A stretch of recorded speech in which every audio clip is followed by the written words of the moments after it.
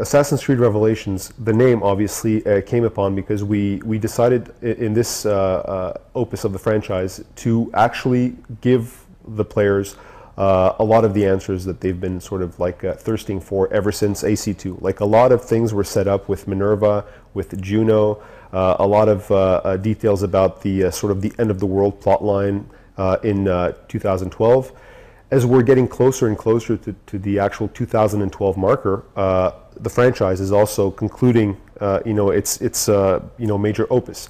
So this game is sort of like where we're setting everything, all the records straight. We're sort of closing all of the loops that have been started, that have been sort of left in suspense, and we're going to reveal not only a lot of stuff about the First Civilization plotline, but we're actually going to conclude the Ezio, the Altair storylines. And we're going to sort of explain why, first of all, why Ezio is such an important character for the franchise, what his actual role is in all of that plotline, what role Altair plays in that destiny, and ultimately what role Desmond plays in all that stuff. So we're sort of creating a nexus, if you will, in our game, in Revelations, that will sort of align the destinies of all three major characters of the franchise, and sort of like in one fell swoop, we're going to sort of reveal a lot of the elements that surround that mystery. The way we've set up the naming convention is that the number simply signifies the character. So Assassin's Creed 1 was about Altair, Assassin's Creed 2 and all the other chapters are about Ezio, and Assassin's Creed 3 will be about another character. So because of the importance that Ezio takes in the whole like overarching storyline, it was always a trilogy, right? So, Ezio starts off as just a character that's sort of brought into this world of the Assassins versus the Templars because of the death of his family, his father, his brother. So in Assassin's Creed 2, he becomes an assassin.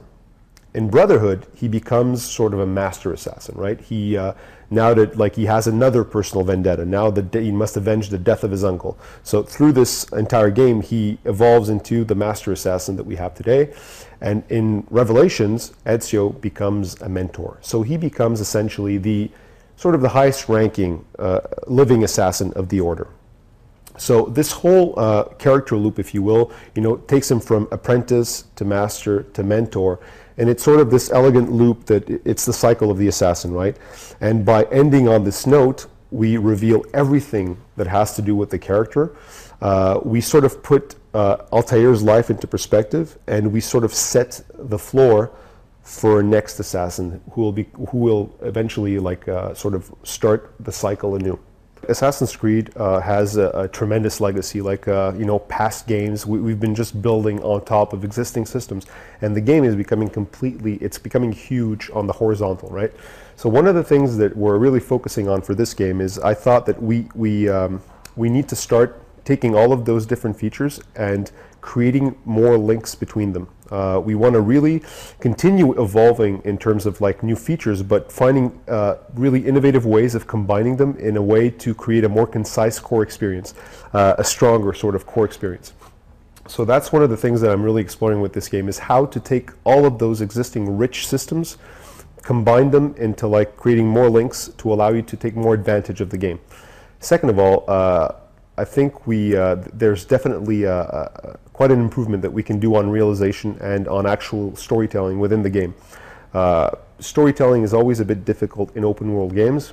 How do we dictate what the player does while giving him the freedom to explore the world and all of these fun systems that we have?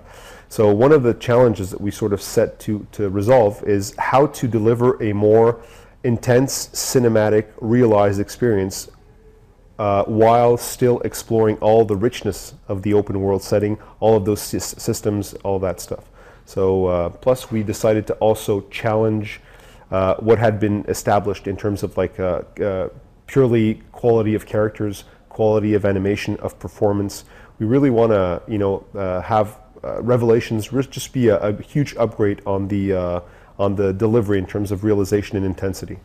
As a game becomes bigger and players get more involved in the game, players want to have a sense that they're progressing, that they're actually evolving and that they're gaining something as they progress through the game. You can obviously do that narratively, like your character can evolve, and like the story can take the character to new places where you can actually feel that there's a growth there, right?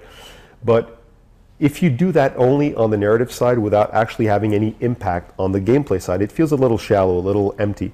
So what we do is we actually create all of these things so that you can get a sense of progression through the game, right? Getting a new armor, a stronger armor, will actually keep you interested in the game because you feel that you've earned something and you're actually now using this new element directly in the game, right?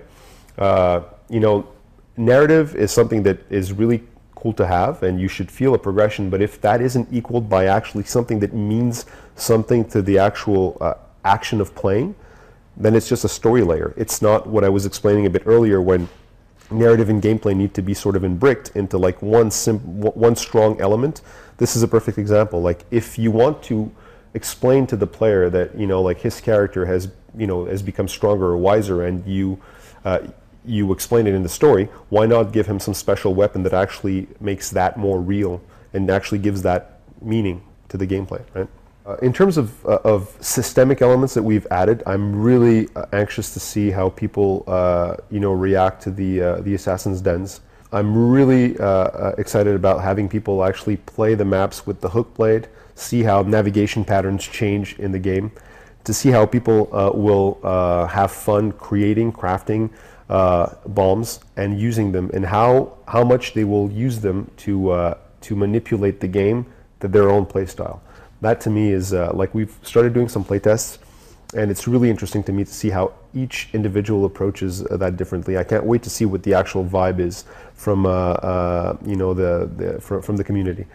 I also can't wait to actually see the implementation of our new realization style, like our new character performances, our new camera work, our new linear Hollywow gameplay moments. Right now we do have benchmark tests, but I haven't yet seen the final product, and I can't wait to see what it actually looks and feels like when playing the final product.